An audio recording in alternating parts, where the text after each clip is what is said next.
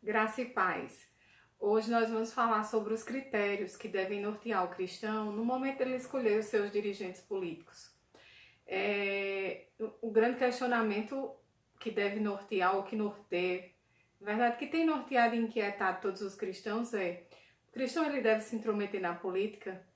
O cristão ele deve ser candidato, né, a postular cargos políticos, pleitear, ocupar cargos políticos? Esses são questionamentos que aqueles que servem a Deus, aqueles que andam em conformidade com a palavra do Senhor, têm se questionado, têm se feito, né? Em que ponto, até que medida o cristão ele deve ser um sujeito ativo na política? E essa pergunta ela é de extrema relevância, de extrema importância no atual momento pelo qual o povo brasileiro tem passado, o momento que nós temos vivido cotidianamente nos nossos dias, nos justifica a fazer essas reflexões, né? Essa semana semana passada foi o período de convenções eleitorais, essa semana os candidatos se colocaram, alguns deles já começaram a participar de debates públicos, né? E por essa razão nós temos que nos questionar. O que é que nós devemos levar em conta na hora de escolher um candidato? Saiba que a Bíblia fala também sobre isso. Eu tenho uma amiga que diz muito o seguinte, que a Bíblia é um manual de vida que tem resposta para todas as coisas. E verdadeiramente assim é. A Bíblia, ela também tem resposta para esse questionamento que pode figurar na cabeça de muitos como algo que é completamente alheio à vida do cristão. Na verdade, não é, né? Eu tenho visto por aí muitas pessoas, muitos amigos cristãos, inclusive, desgostosos com esse cenário político que nós temos vivido e dizendo que não vão votar, ou que vão votar nulo, ou que vão votar em branco. E o questionamento é, será que essa postura é condizente, né, com o que a Bíblia preconiza para nós cristãos? Então hoje nós vamos refletir um pouco sobre alguns ensinamentos que a Bíblia nos traz a respeito de como devemos nortear a nossa escolha com relação àqueles que irão dirigir os nossos destinos, o destino do nosso país e, por conseguinte, o destino das nossas próprias vidas, né? Somos responsáveis por eleger os nossos dirigentes políticos, né? E eles, em decorrência dessa outorga de poder que nós lhes damos, eles nos representam, né, nas instâncias de poder. E aí nós temos que opinar. Nós temos que saber como escolher, principalmente porque a palavra de Deus nos esclarece sobre isso. Se você abrir sua Bíblia lá no livro de Deuteronômios, capítulo 17, você vai perceber no capítulo 14 a 20 que o Senhor, através de Moisés, nos dá uma direção clara e precisa a respeito disso, né? Essa semana eu resisti, confesso que eu comecei a semana conversando com Deus, dizendo assim, Senhor, sobre o que é que tu queres que eu fale essa semana? E aí me veio uma palavra na cabeça, me veio outra palavra, e hoje à tarde Deus disse assim, não, a palavra é essa, Deuteronômio 17, capítulos 14 a 20. O título dessa palavra é o seguinte, eu vou abrir aqui na outra Bíblia. Essa Bíblia, ela é uma Bíblia da Nova Versão Transformada, né? Então ela tem uma leitura que é mais acessível. Vamos abrir lá no livro de Deuteronômios, capítulo 17. Deuteronômios 17. É sobre isso que eu quero comentar com vocês.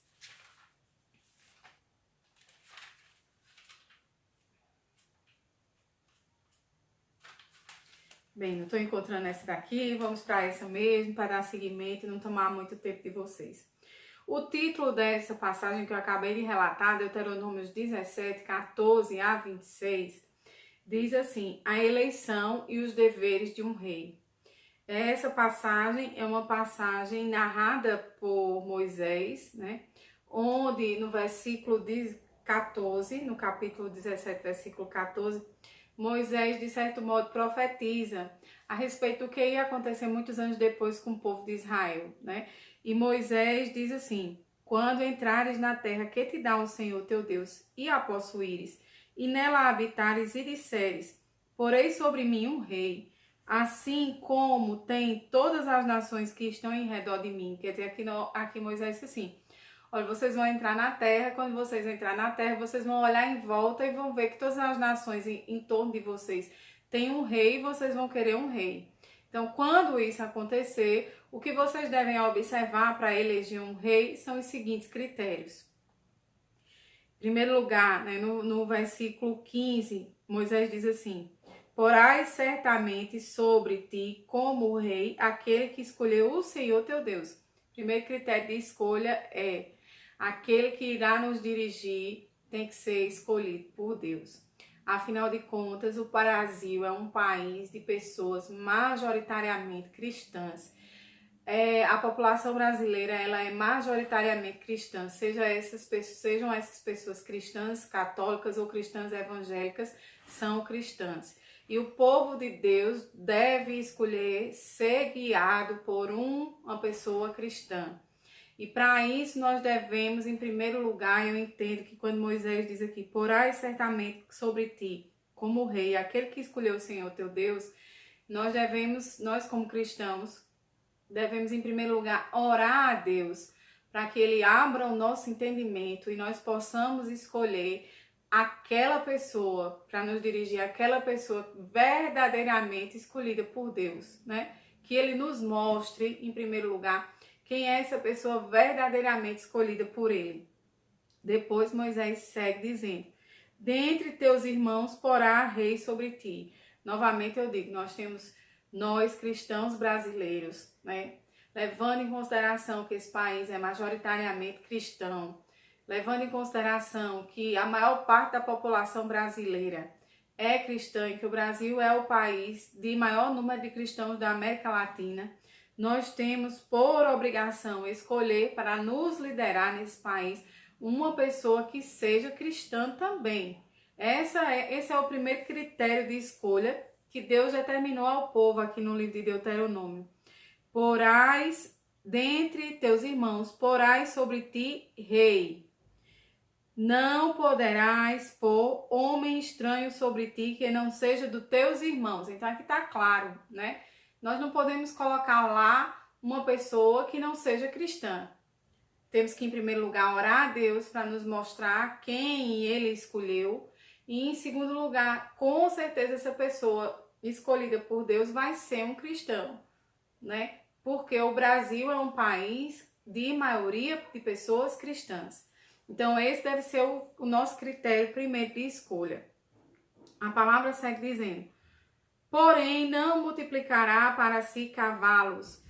Interessante essa palavra. E é necessário que ela seja adequada aos dias de hoje. Quando ele diz aqui, Moisés diz ao povo: você deve escolher um rei que não multiplique para ele cavalos. Várias coisas decorrem disso, né? A primeira coisa que decorre disso é que o povo tinha que escolher um rei que confiasse mais no Senhor do que no poderio militar, que pudesse ser acumulado com a força de cavalos, né? Os cavalos na época indicavam um poder militar muito grande para o rei, né? E por essa razão Moisés disse: escolha para você uma pessoa que não multiplique cavalos. Então, outra coisa também é considerar: o cavalo é uma fonte de comércio, o cavalo é um animal altamente comercializado, aliás, né? O cavalo era um animal altamente comercializado. E Deus diz através de Moisés: escolha uma pessoa que não bote a força, a esperança, a confiança dele no poder militar, em primeiro lugar, e em segundo lugar, alguém que não esteja tão preocupado, né, com a acumulação de riquezas, porque em seguida Deus vai dizer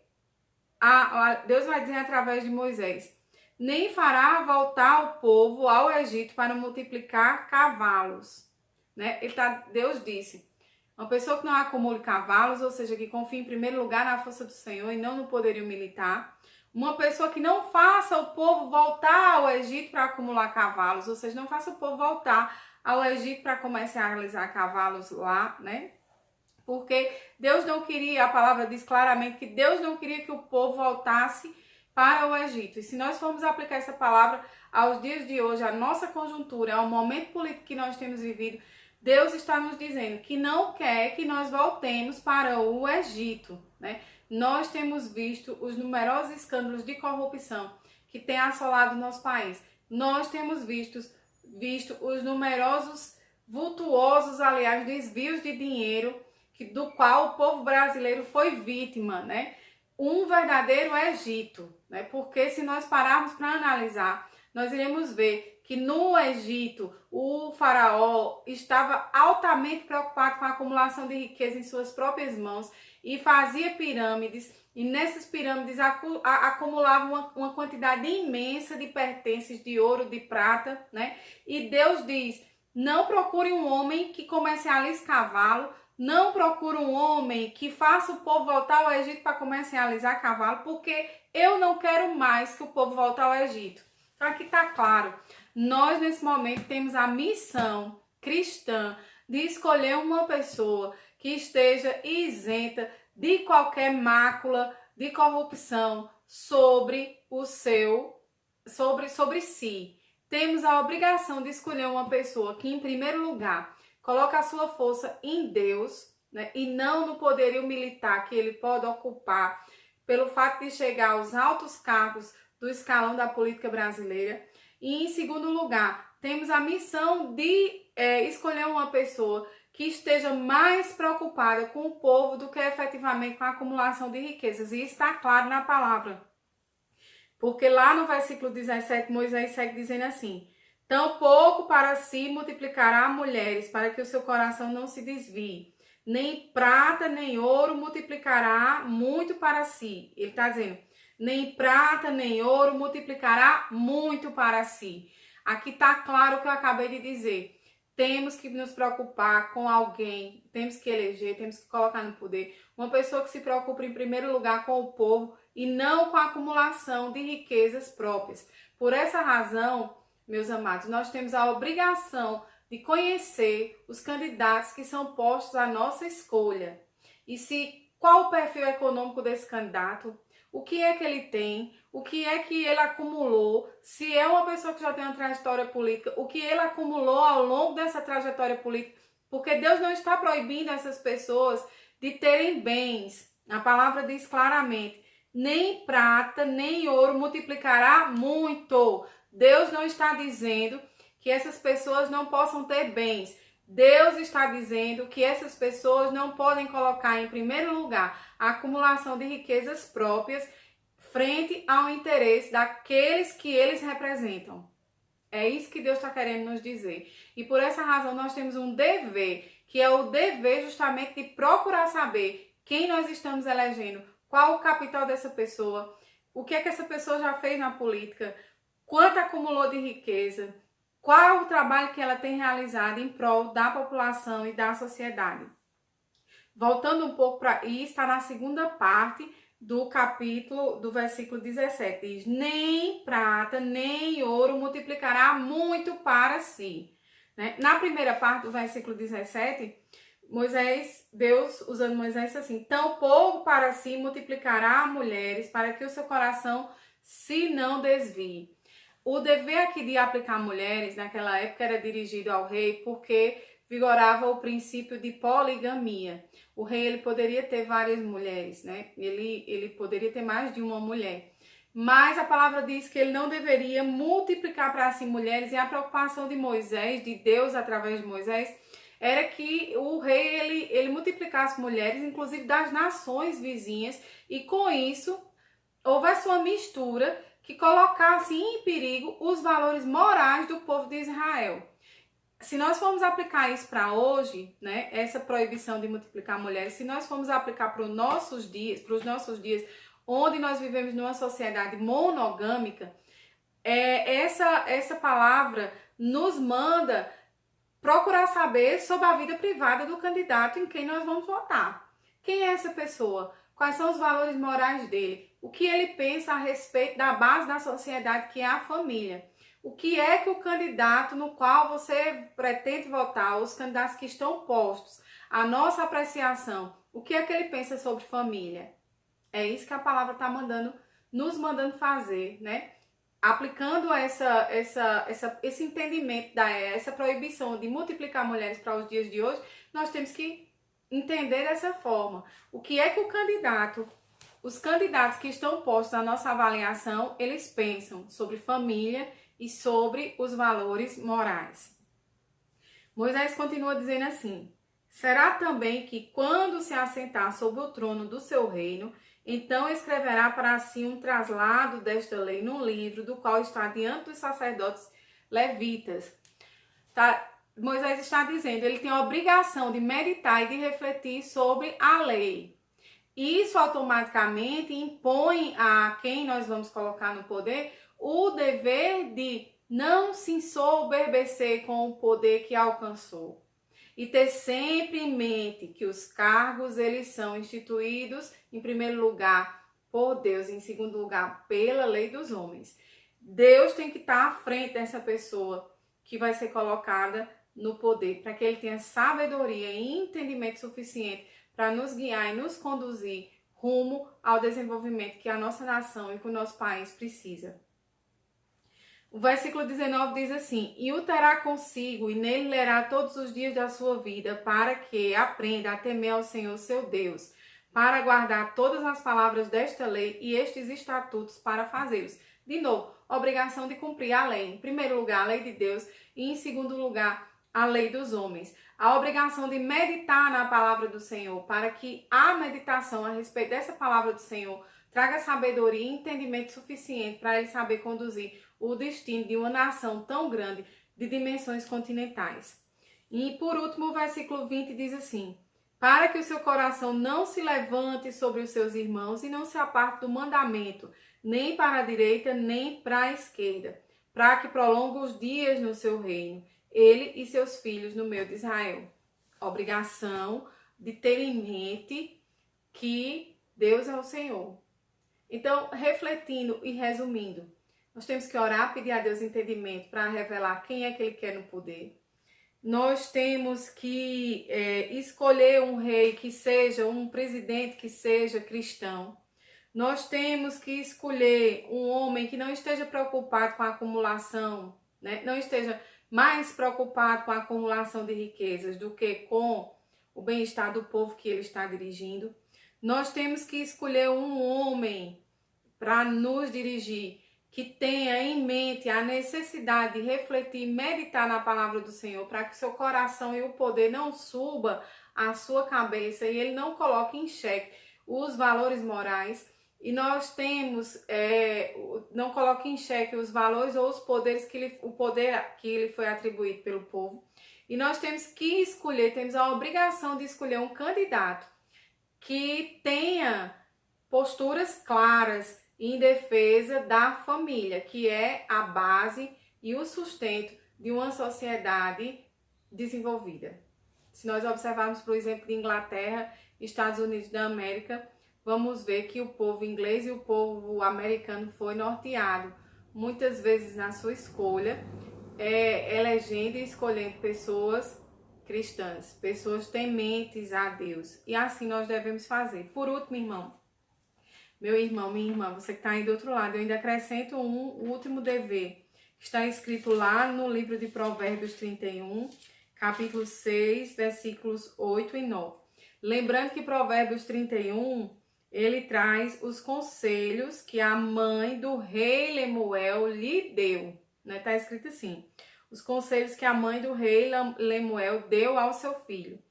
E aí, nesses provérbios, né, ele dá um norte também naquilo que nós devemos levar em conta na hora de escolher os nossos dirigentes. A palavra diz assim, um dos conselhos da mãe do rei Lemuel ao seu filho, né? A palavra diz assim: dai bebida forte aos que perecem e o vinho aos amargos de espírito. Primeiro, essa palavra nos obriga a questionar ou a analisar os projetos de governo dos nossos candidatos para saber quais são os projetos que eles têm para a saúde. A palavra fala em dar bebida forte aos que perecem, ou seja, dar bebida aos que estavam doentes. E nós sabemos que o vinho na época não era somente uma bebida, era um remédio, né? Então a palavra está dizendo o quê? Que nós temos a obrigação de questionar quais são os projetos que os nossos candidatos têm para a saúde, que é um dos maiores caos, né, do povo brasileiro. Primeira coisa. Lá no versículo 8 a palavra diz assim: a mãe do rei Lemuel diz a ele, né?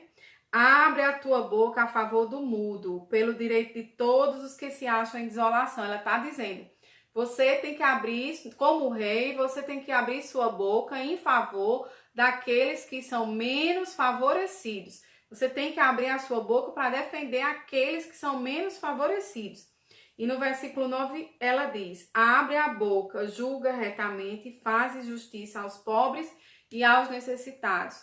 Ela diz, você tem que abrir, reiterando, você tem que abrir a boca em favor dos pobres e em favor dos necessitados. O que nos leva a concluir que nós também temos que avaliar nas propostas dos nossos candidatos o que eles pensam a respeito da distribuição de renda no nosso país e quais são os projetos que eles têm para combater esse grande mal do Brasil, que é a concentração de renda. Quais são os projetos sociais?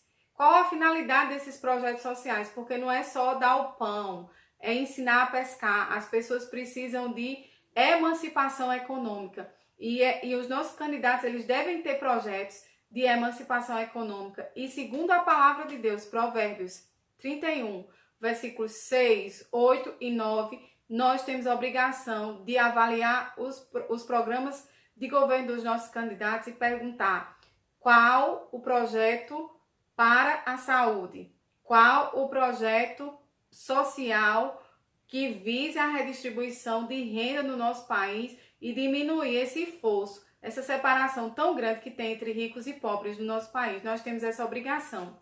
Não podemos, não devemos votar nulo, não devemos votar em branco. Devemos sim votar conscientemente, após ter feito uma avaliação consciente, deliberada, concetânea, adequada, uma avaliação adequada daquilo que nossos candidatos pensam sobre família, sobre educação, sobre saúde, sobre distribuição de renda. Essas são as nossas obrigações. Sobre segurança, que é um mal que nos assola muito. O que é que eles pensam a respeito disso? Essas propostas, elas são concretas ou é só algo que está sendo dito para que a população escute? São propostas concretas, são propostas realizáveis. Nós temos que questionar como cristãos tudo isso e depois de ter feito todos esses questionamentos, fazer uma escolha séria, consciente, porque o povo brasileiro, durante muito tempo, viveu política como paixão. E política não é paixão, política é razão. E a Bíblia claramente diz isso, lá em Deuteronômio 17, versículos 16 a 20, e em Provérbios 31, versículos 6, 8 e 9. A Bíblia claramente está dizendo que política não é paixão, política é razão. Então, como servos do Senhor, como cidadãos, como pessoas conscientes, como pessoas que sabemos que temos que refletir o exemplo de Cristo, e o maior exemplo de Cristo foi amar ao próximo como a ti mesmo, devemos fazer uma escolha pensada, refletida e consciente. Vamos pensar nisso nessa semana. Um grande abraço para vocês. Graça e paz. Fiquem com Deus.